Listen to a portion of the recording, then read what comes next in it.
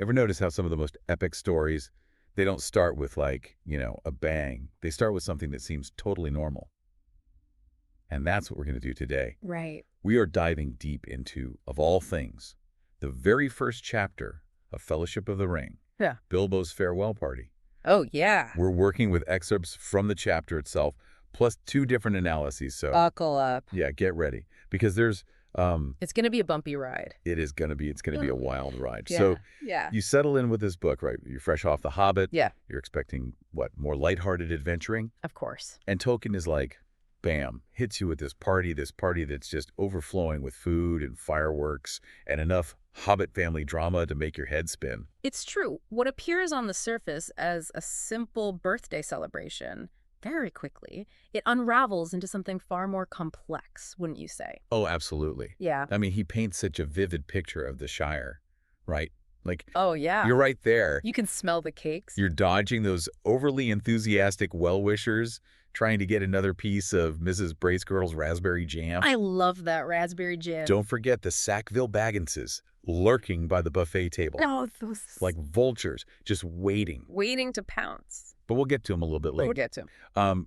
But one thing that really struck me, and one of the analyses actually picked up on this too, is how Tolkien uses this almost excessive merriment to kind of hint at some of the underlying tensions that are going on. Exactly. Think about how Bilbo is described in the book. Okay. Well preserved at 111. That's not just a compliment in Hobbiton. No. That's practically scandalous. Right. It's like everyone suspects that he's sitting on some big secret. That's like that one neighbor, that just never seems to age. And you're like, what? Will they do it? Yeah, what are they doing? Are they drinking some secret potion? Did they make a deal with a fairy? Right. And of course, his wealth, Bilbo's wealth, that only adds fuel to the fire, Oh, of course. All those rumors about tunnels overflowing with gold. Right. Even the most tight-lipped hobbit can't resist a juicy piece of gossip like that. Oh, absolutely. Yeah. And you know what? That actually brings us to a fascinating point raised in one of the analyses we're looking at. So Tolkien he's setting up this contrast, right? He's showing us the Shire at its most idyllic, with its love of food and family and tradition. The good life. The good life, right.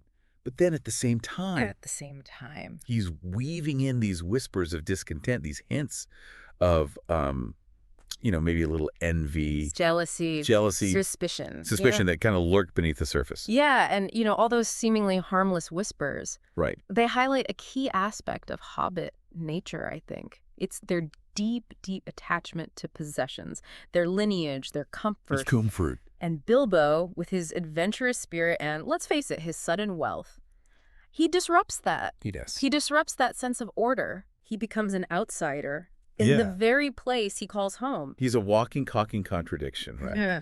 He is this wealthy, eccentric, he throws these legendary parties, but then, prefers the company of dwarves and wizards. Like, come on. He's a bit of a mystery. He's a mystery. No wonder the Sackville Bagginses are ready to just, swoop in on Bag End the second he steps out the door. They're like, get out of the way, Bilbo, we're moving in. Right. Their eagerness to inherit is almost comical, but I think it speaks to a darker side of Hobbit nature that Tolkien, I think, very subtly exposes. Yeah. It's a reminder that even in this idyllic world, greed and ambition can take root. They can take root anywhere, which I think makes Bilbo's decision to leave everything behind even more significant. I mean, he's recognizing that insidious nature of possessions, not just material wealth, but the longing for power and control. Yes. That can corrupt even the purest heart. It's a powerful message, isn't it? It is. And I think... And that brings us to the heart of this deep dive. Okay, let's get into it. Bilbo's speech. Yes, his speech. What initially appears to be the rambling farewell of an aging hobbit is actually a carefully crafted performance. Really? Filled with double meanings and hidden anxieties. Every time I read Bilbo's speech, it gives me chills. He starts off with these kind of awkward jokes, rambling on about loving everyone half as much as they deserve. But there's this feeling, Rick. There's something else going on. Yeah. Like he's holding something back. There's something underneath it. Exactly. And one of the analyses pointed out is he's trying to convince himself as much as his guests. Yes. Tolkien, he uses dramatic irony brilliantly here. We're in on the secret, right? We know that Bilbo's struggling with the ring. Right, that pull. That pull, exactly. But all the hobbits at the party, they just think he's, Getting a little bit, maybe a little A bit little eccentric. crazy, yeah, a little out there. A little out there, yeah, in his old age. Oh, he's earned it. He's earned the right to be a little strange. Exactly. But then, and this is where Tolkien gets me every time, Oh, tell he him. disappears. Like 1 minute, he's raising it a toast. The next, poof. Gone. Gone. 144 confused hobbit. And a lot of uneaten cake. Right. So what do you think? What's Tolkien trying to do here with this sudden shift in the story? Well, I think it's masterful, the way he plays with the pacing and the tone. Up until that moment, everything is lighthearted, right? It's almost whimsical. It is very hobbity still at that point. Exactly. And then boom, Bilbo vanishes, and the mood, it just takes this dark turn. But it's like a punch in the gut. Exactly. And nobody feels that more than Frodo. Poor Frodo. He's been let in on the secret, stuck with the ring, but you can tell he is not happy about it. No, he didn't ask for this. No. Suddenly, he's thrust into the situation he never wanted. He inherits everything, right? Bag End, the wealth, the whole shebang. And this ring. This very mysterious, very powerful, and potentially very dangerous ring. Let's not forget Gandalf's little warning. Well, He gives him a very, very clear warning. this is no ordinary piece of jewelry, he said. No, this is not something you just wear on your finger. No, and this is where I think we see that shift. Yes. From The Hobbit to Lord of the Rings. The ring, it's not just a plot device anymore. Right. It's a force of nature. Yes. It can corrupt anyone. And we see it firsthand. We see that corruption, that darkness in Bilbo. Oh, when he snaps at Gandalf. That possessiveness when he says, my precious. Chilling. Gives me goosebumps every time.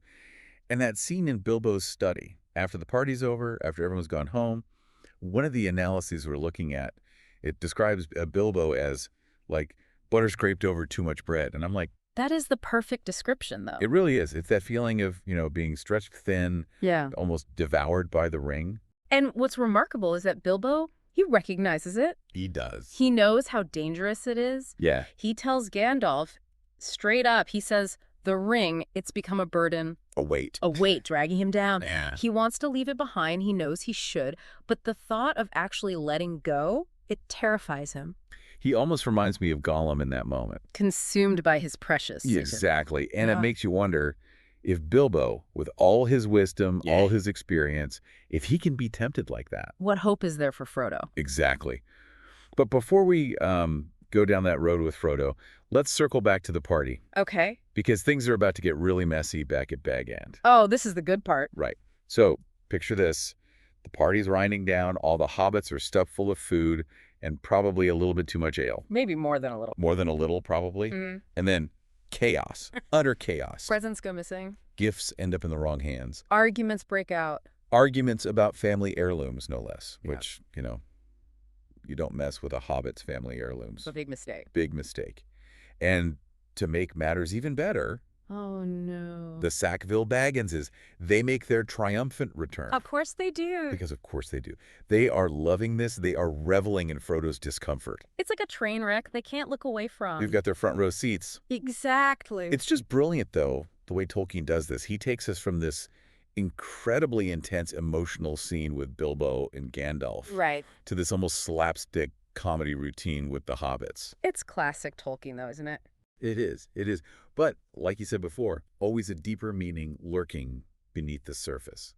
So what do you think he's trying to tell us with this whole post-party meltdown? I think for me, this is where all those little details Tolkien kind of, drops in throughout the chapter, they start to make sense. You mean like little moments of foreshadowing Well, where he's hinting at the bigger picture? Exactly. Yeah. Like, remember when he mentions Frodo fidgeting with something in his pocket while the Sackville Bagginses are trying to basically move into Bag End? It's such a small detail. Easy to miss on a first read. Totally. But it's so important. It tells us so much about how the ring is already working on Frodo. already, yeah. Even though he doesn't fully understand what it is. He's drawn to it like a bad habit, almost. Exactly. And you just know it's going to get harder for him, to resist. Oh, absolutely. And then, of course, Gandalf leaving. oh, Gandalf's exit. Yeah. He doesn't just say, see you later. He practically runs away, He knows. leaving Frodo with that very cryptic warning. Expect me when you see me. I shan't be visiting the Shire openly again. Yeah, chills. Right. I mean, it's like he knows something terrible's coming. A storm is brewing. Yes, exactly. And he's trying to prepare Frodo, but he can't say too much. Not yet. Not yet. That's what I love about Tolkien, though. Yeah. He doesn't spell everything out for us. He doesn't. He lets the story unfold naturally. And you have to figure it out. Just like Frodo. Exactly. And that feeling Yeah. that something is wrong, something bad is going to happen. It just hangs over everything. Especially when Gandalf says, Frodo did not see him again for a long time. Ominous. What a way to end a birthday party. Right. Talk about leaving you wanting more. It's brilliant, though. It is. I mean, Tolkien could have started Fellowship with, a battle or something exciting. Yeah. But no, he starts with a party. A party. And slowly, he pulls us into this incredible story. He's very sneaky that way. The master of suspense. He really is. But it reminds us, I think, sometimes the biggest adventures, they start in the quietest moments. Yeah, with a choice maybe. Yeah. Or a leap of faith. And of course, good friends. Always. And you never know. You might just find yourself in the middle of something extraordinary. Absolutely. Even if it starts with something as ordinary as a party. Well said. Well, I think it's time for us to say goodbye to the Shire. For now. For now, but we'll be back. Oh, we'll be back. With more deep dives, more literary adventures.